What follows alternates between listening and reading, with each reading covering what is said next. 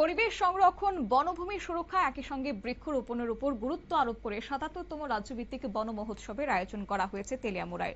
রাজ্যভিত্তিক এই বন মহোৎসব শনিবার চিত্রাঙ্গদা কলাকেন্দ্রে আয়োজিত হয়। অনুষ্ঠানে সরকারি আধিকারিক, জনপ্রতিনিধি, বন দপ্তরের কর্মী, সাধারণ মানুষের উপস্থিতিতে উৎসব মুখর পরিবেশের সৃষ্টি হয়।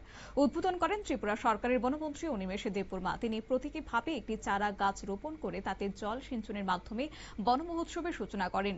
এছাড়াও উপস্থিত ছিলেন রাজ্য বিধানসভার মুখ্য সচেতক তেলিয়ামুড়ার বিধায়িকা কল্যাণী সাহা রায়, কল্যাণপুর প্রমোদনগর কেন্দ্রের বিধায়ক পিনাকি দাস চৌধুরী সহ আরো অন্যান্যরা। কি জানালেন মুখ্য সচেতক কল্যাণী সাহা রায়, শুনুন। সব ফিতাকে উদ্বোধন করলাম কিংবা গাছে জল সিঞ্চন করে আমরা সেটাকে উদ্বোধন করলাম, নাচ গান করলাম, বেরিয়ে গেলাম, তা নয়। এটা আমাদের জীবনের জন্য, আমাদের বেঁচে থাকার জন্য এই বন মহোৎসব অত্যন্ত প্রয়োজন। এই বন মহোৎসবে আমরা রাজ্যভিত্তিক বন মহোৎসব, তারপর গোটা প্রত্যেকটি বিধানসভা কেন্দ্রে আমরা এরকম বন মহোৎসব করি। আমরা এই বন মহোৎসবের সাথে আমরা বার্তা দিই, গাছ লাগান, প্রাণ বাঁচান।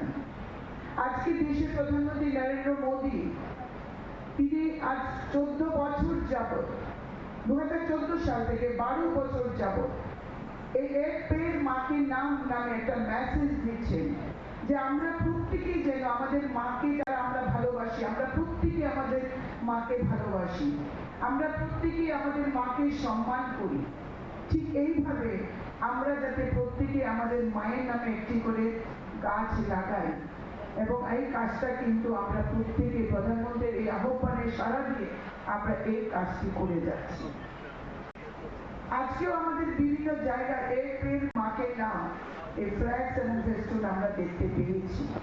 এর জন্য আমি তেলিয়ামুড়া ডিএফও সাহেবকে আন্তরিক ধন্যবাদ জানাই। এই মেসেজটি তিনি আজকে ফ্লেক্সের মাধ্যমেও আজকে মেসেজটি তিনি দিয়েছেন। অনুষ্ঠান উপলক্ষে বিভিন্ন সরকারি দপ্তরের উদ্যোগে আয়োজিত প্রদর্শনী স্টল ঘুরে দেখেন অতিথিরা।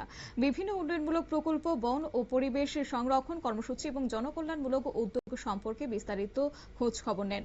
অনুষ্ঠানে বিভিন্ন স্বনির্ভর গোষ্ঠীর এসএইচজি প্রতিনিধিদের হাতে 1 লক্ষ টাকা মূল্যের আর্থিক সহায়তার চেক তুলে দেওয়া হয়েছে। সরকারের এই উদ্যোগ স্বনির্ভর গোষ্ঠীগুলির আর্থিক ভিত্তি আরও শক্তিশালী করবে বলে আশা প্রকাশ করা হয়। অনুষ্ঠানের আরও একটি গুরুত্বপূর্ণ পর্ব ছিল রাজ্যের 5টি এন্টি ডিপ্রেডেশন ক্যাম্পের ভার্চুয়াল উদ্বোধন। বনাঞ্চল সংলগ্ন এলাকায় মানুষ এবং বন্যপ্রাণীদের মধ্যে সংঘাত কমানো, দ্রুত উদ্ধার ও প্রতিরোধমূলক ব্যবস্থা গ্রহণ, এছাড়াও স্থানীয় মানুষের নিরাপত্তা নিশ্চিত করার উদ্দেশ্যে এই ক্যাম্পগুলির আয়োজন করা হয়েছে বলে তারা জানিয়েছেন। সংবাদ আপাতত এই পর্যন্তই। পরবর্তী আপডেট দেখার জন্য চোখ রাখুন শুধুমাত্র নিউজ ভ্যানগার্ডের পর্দায়। নমস্কার।